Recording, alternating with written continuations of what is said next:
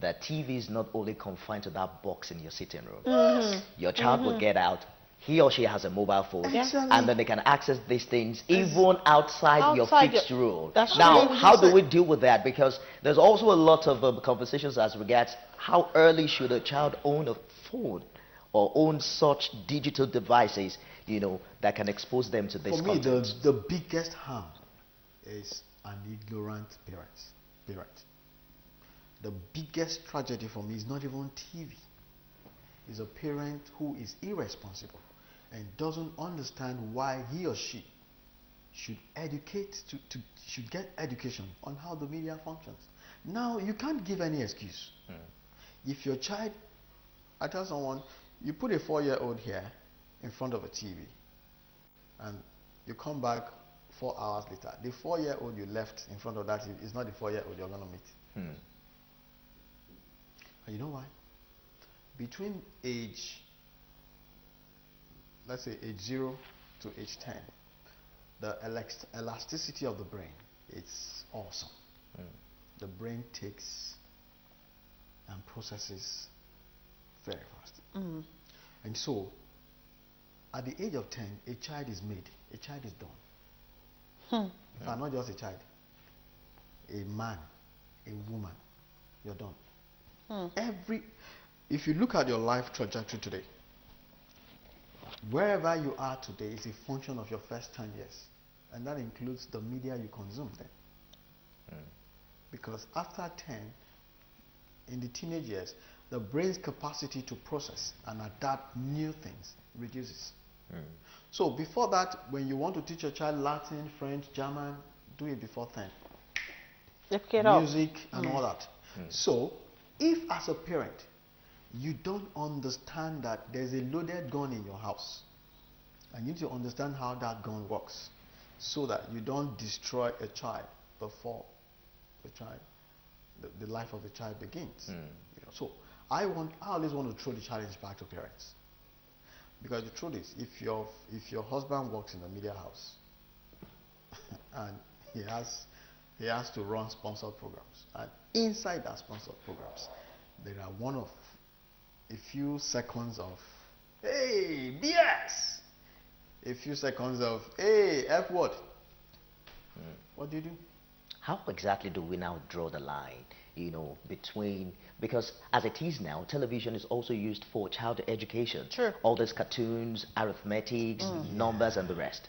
How many? How do we draw the line between entertainment and education now, where TV is concerned?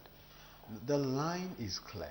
If you saw Sesame Street while growing up, it's very clear. But the capacity to produce such content is zero.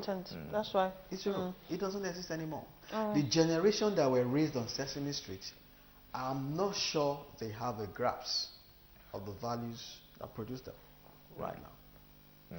The generation that are, tell me a clean pop musical video on your fingertip, short hair.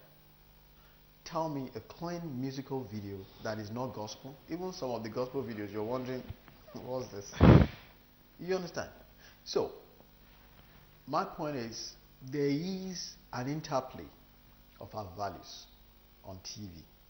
When you see TV, you can easily tell these are the values. If you go to, for instance, if you go to Japan, terrestrial TV, you can put your child there for hours and you won't feel anything. No harm. They've done their filtering well. But of course, cable is another ballgame. And you see, the rules guiding cable TV is that you deliberately use your money to purchase content. Unlike terrestrial TV where it's in your face. So that's why the gatekeeping is more there. So for parents who are bothered about Big Brother and the rest of them, I'm sorry, you have a choice. We don't want to do the drill. We don't want to do the hard work. What is the hard work? The hard work is acquire capacity, develop yourself first. Now, even before having children, now you have children. How do you filter what they watch? It's a responsibility. It's not the one I will allow a source to one program manager somewhere. No, He didn't give birth to my child. It's my child. I have to do that business. You understand? And how do I do that business? By modeling what I want them to watch in the first place. You see, parents are hypocritical. You want to watch Big Brother. You don't want Junior to see you watching Big Brother. So after watching Big Brother, you don't want Junior to watch, no, now. It doesn't happen that way. You have to model it. You have to lead by example. Yeah, that's why I said it's a leadership. So a lot of sacrifice. Yes. Well, okay. Apologies, I'm not recommending this, but if you want, in my house the TV is there, but nobody bothers about it. You know why? I have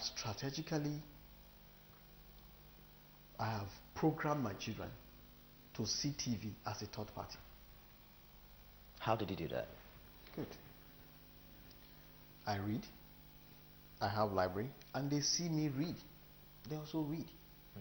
We have outdoor games. I have a trampoline. They have skates. You understand? And so they can use their roller skates. They can use their trampoline. They have bicycles, right?